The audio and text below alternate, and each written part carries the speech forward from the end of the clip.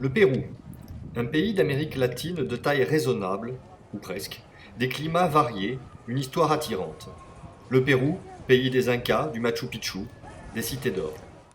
Véro nous y a conçu un circuit de 2 semaines qui nous mène de la capitale, Lima, au pays des Incas, autour de Cusco, moyennant quand même une bonne 50aine d'heures de transport terrestre. Arrivé à Lima, notre point de chute se situe dans le centre historique, siège des administrations au plus pur style colonial espagnol. C'est bientôt la Toussaint, et nous croiserons partout des fêtes et processions en l'honneur du Señor de los Milagros, le Christ de Pachacamac, tradition datant du XVIIe siècle, suite à un tremblement de terre, puis un raz-de-marée qui laissa indemne de cette image du Christ, depuis vénérée. Tenemos que saber vivir porque no sabemos si mañana llegará. Hoy puede ser la última vez que veas a los que amas. Por eso, no esperes más. Hazlo hoy, como les decía.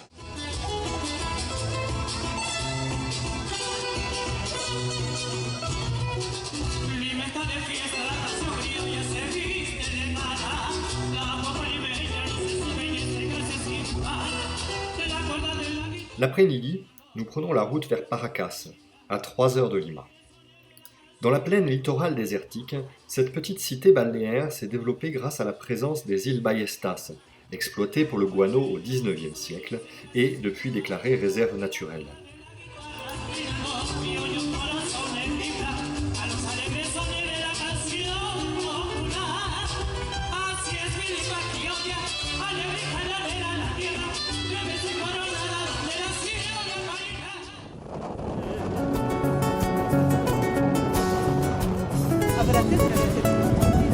Perdóname, mamita. Situées dans le courant froid de Humboldt, riche en poissons, ces îles, surnommées les Galapagos du Pérou, abritent de nombreux oiseaux et de grandes colonies d'otaries.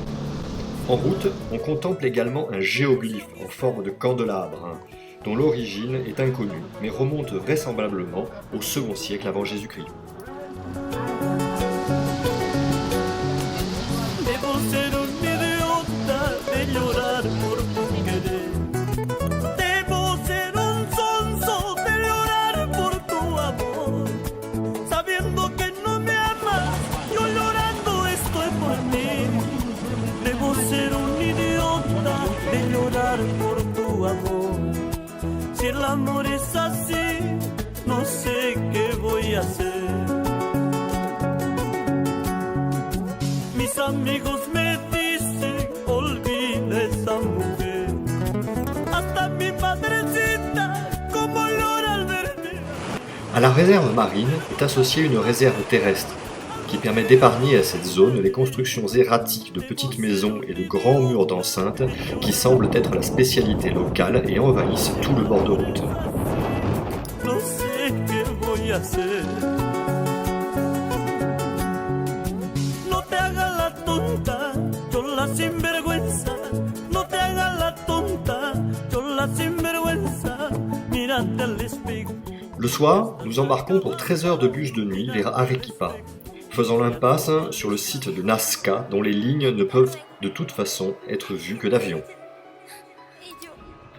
Arequipa est une ville de 1,2 million d'habitants, située à 2300 mètres d'altitude et gardée par des sommets de près de 6000 mètres, en particulier le volcan Misti. C'est une ville coloniale d'apparence riche, construite en pierre volcanique blanche au XVIe siècle sur la base d'une ville aymara existante qui fut conquise par les Incas au XVe siècle. Elle abrite une importante cathédrale.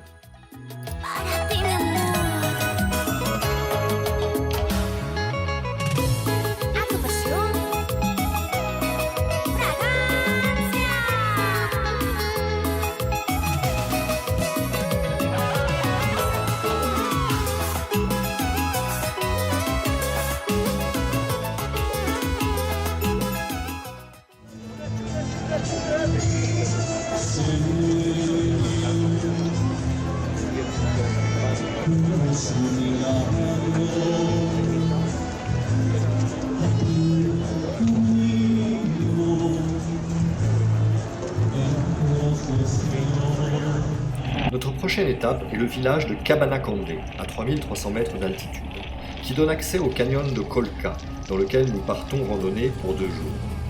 La route passe par l'altiplano, où paissent les troupeaux d'alpacas et de vigognes. Elle passe au col de Patopampa, à 4900 mètres.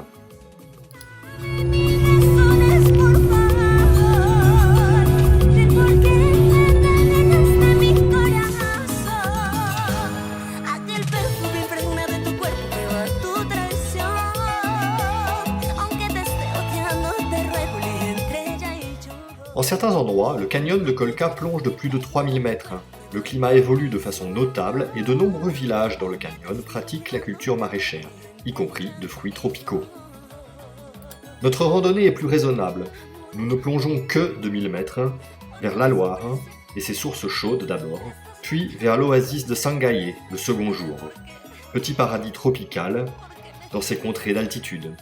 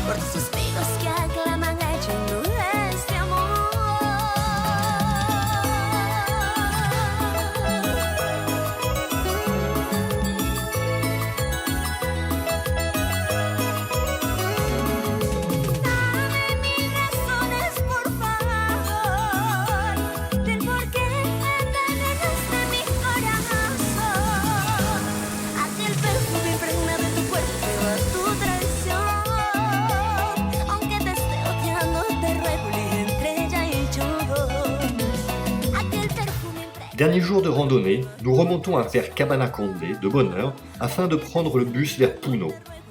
Pour un prix 5 fois moindre que le bus touristique direct, les bus locaux nous imposent un changement au carrefour de Patawasi, sur l'altiplano.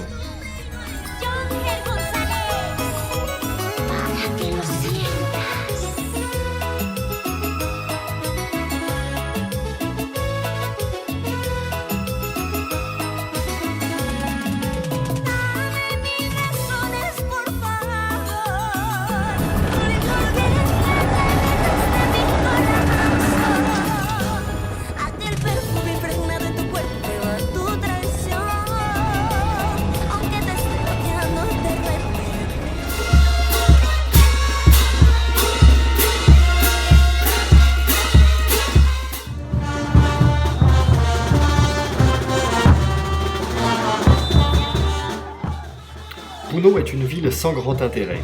Capitale péruvienne du folklore, c'est surtout la ville qui donne sur le lac Titicaca, plus haut lac navigable du monde, à 3800 mètres d'altitude. Il marque la frontière avec la Bolivie.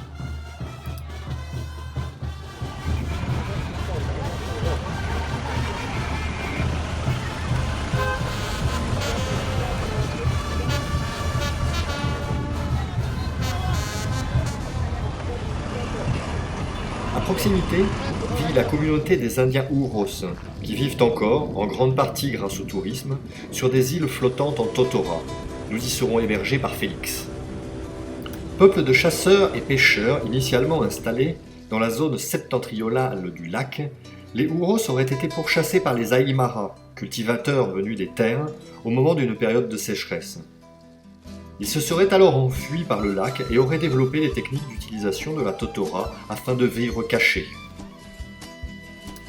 La légende veut que les premiers Incas, Manco Cápac et Mama Ocllo, seraient sortis du lac pour fonder Cusco. Une parabole illustrant la lente migration d'une tribu d'origine Aymara vers des terres plus fertiles. Arrivés à Cusco, ils se seraient imposés aux peuples locaux, progressivement adopté la langue quechua et développé un empire entre le XIe et le XVIe siècle. Chez les Huros, le jonc local, appelé totora, est à l'origine de tout. On vit dessus, on s'abrite avec, on le mange, on en fait des bateaux. Les îles sont constituées de blocs de racines liés entre eux, recouverts de feuillage, qui doivent être renouvelés toutes les 3 semaines car ils pourrissent rapidement. Les îles sont arrimées à la berge, elles peuvent être déplacées en cas de besoin. La tradition veut qu'au départ des enfants, l'île soit coupée en 2 afin que ceux-ci s'installent un peu plus loin. La communauté représente aujourd'hui près de 2000 personnes et possède église, école, dispensaire, tous flottants.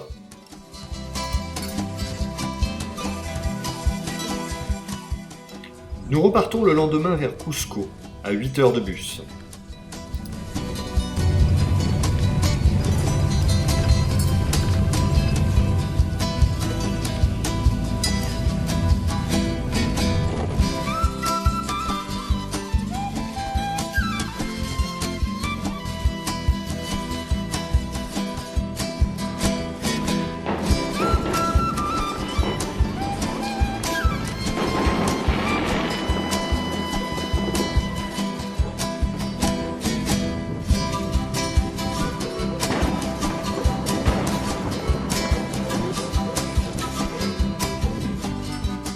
Notre arrivée correspond à des festivités pour l'anniversaire de la ville.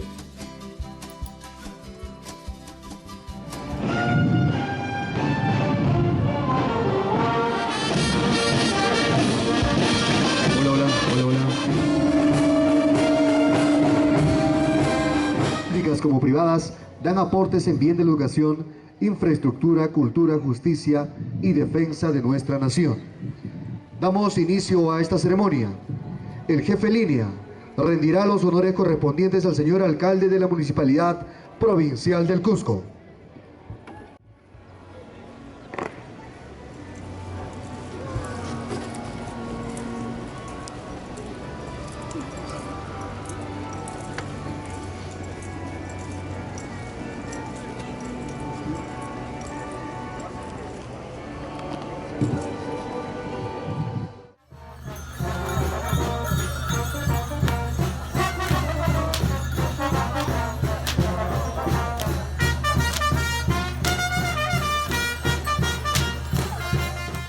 Entre le XIe et le XVIe siècle, donc, la civilisation inca s'est développée à partir de Cusco.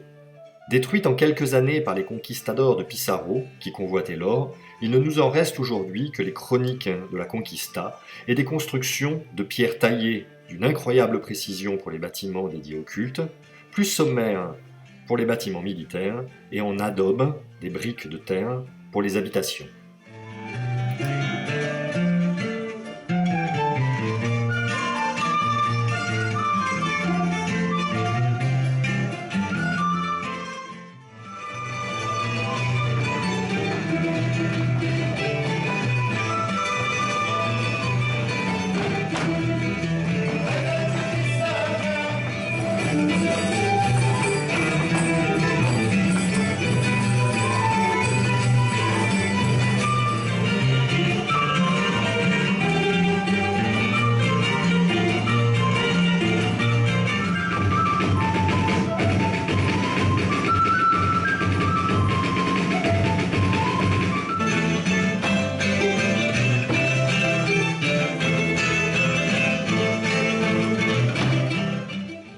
Entre Cusco et Ollantaytambo s'étend la vallée sacrée, qui présente une forte concentration de ruines.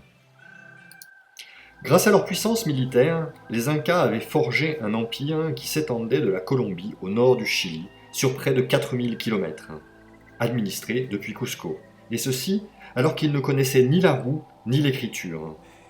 Par contre, l'Empire propageait son savoir-faire en irrigation, en construction, en agriculture et avait mis en place un système de répartition des terres et d'impôts. Des messagers reliaient l'Empire en moins de 15 jours grâce à des routes. La comptabilité était assurée grâce au quipu, système à cordes et à nœuds. Les Incas vénéraient les éléments naturels, en particulier le soleil, Inti, mais également la lune, les étoiles, la pluie. Leur connaissance astronomique leur permettait de prédire le retour des saisons, et donc de la pluie. À leur mort, les Incas étaient momifiés en position fétale et enterrés de diverses manières. À Pisac, les falaises d'une vallée sont tapissées de niches. dans lesquelles étaient disposés les corps.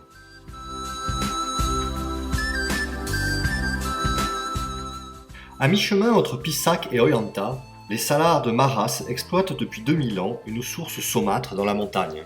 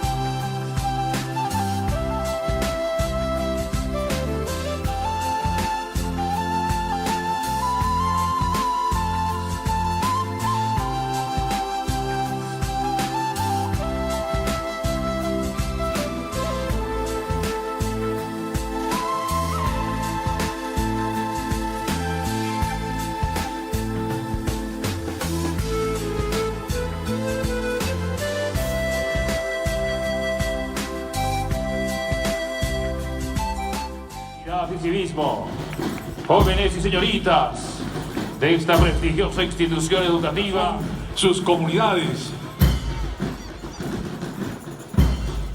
Hoy jóvenes de estas instituciones educativas podemos apreciar en institutos de formación superior, en universidades. Aquí está la plana docente. Pour accéder au Machu Picchu de Ollanta, il faut soit prendre le train, soit faire le tour de la montagne, pour atteindre Aguascalientes, au pied de la cité Inca, à 1h30 de marche.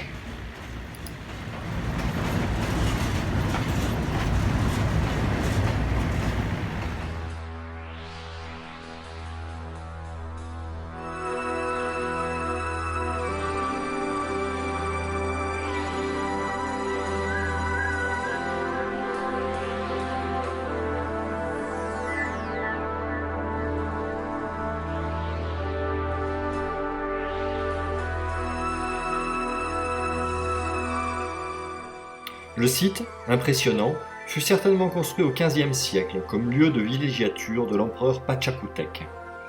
Il fut vraisemblablement abandonné pendant la guerre civile inca, concomitante de l'arrivée des Espagnols. Tombé dans l'oubli, on doit son exploration à l'américain Hiram Bingham, qui s'y fait conduire par les locaux en 1911.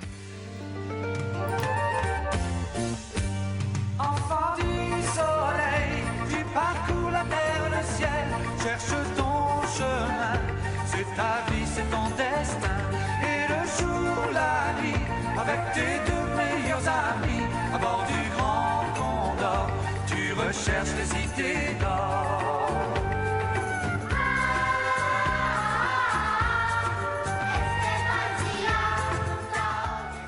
Le site est surplombé par le Huayna Picchu de quelques 400 mètres.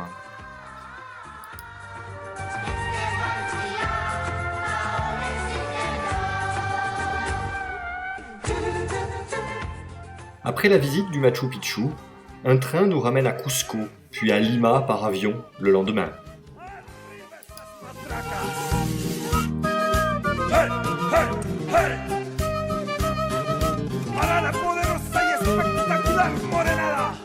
Notre point de chute à Lima est cette fois-ci le quartier de Barranco, non loin de celui de Miraflores, deux quartiers riches de la capitale qui surplombent l'océan Pacifique.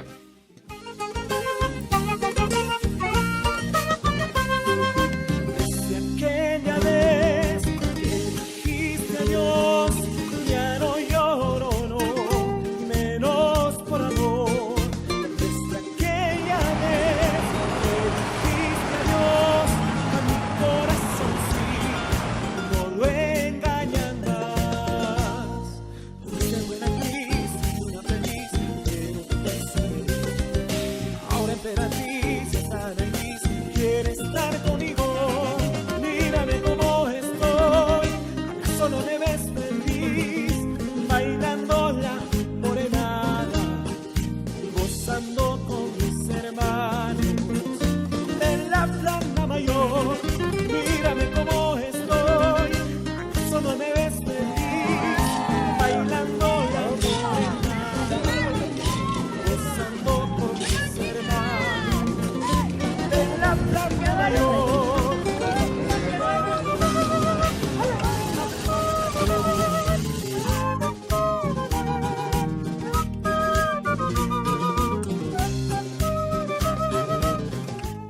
Et avant de prendre l'avion, un petit peu de surf.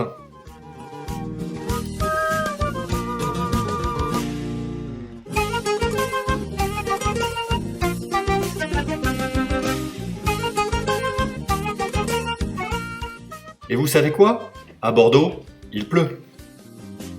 Mamita Candelaria, la plana